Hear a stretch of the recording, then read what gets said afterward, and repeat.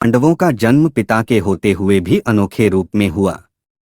एक बार राजा पांडु अपनी दोनों पत्नियों कुंती तथा माद्री के साथ आखेट के लिए वन में गए।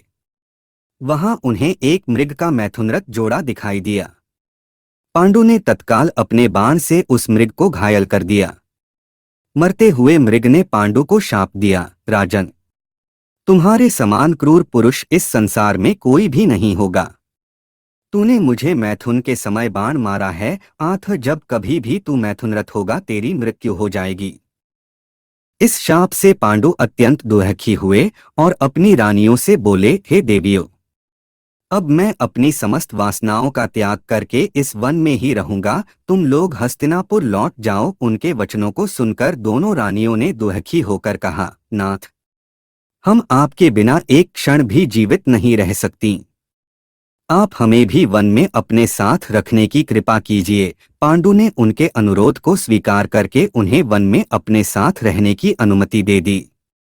इसी दौरान राजा पांडु ने अमावस्या के दिन ऋषिमुनियों को ब्रह्मा जी के दर्शनों के लिए जाते हुए देखा। उन्होंने उन ऋषिमुनियों से स्वयं को साथ ले जाने का आग्रह किया।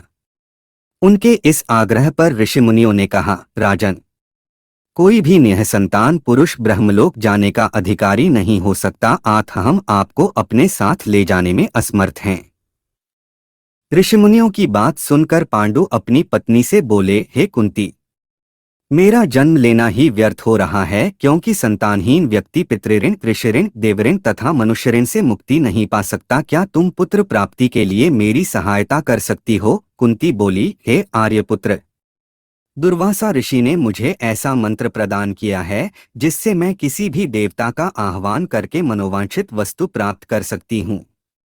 आप आज्ञा दीजिए, मैं किस देवता को बुलाऊं? इस पर पांडु ने धर्म को आमंत्रित करने का आदेश दिया। धर्म ने कुंती को पुत्र प्रदान किया जिसका नाम युधिष्ठिर रखा गया। कालांतर में पांडु ने कुंती को पुनः 2 बार वायुदेव तथा इंद्रदेव को आमंत्रित करने की आज्ञा दी। वायुदेव से भीम तथा इंद्र से अर्जुन की उत्पत्ति हुई।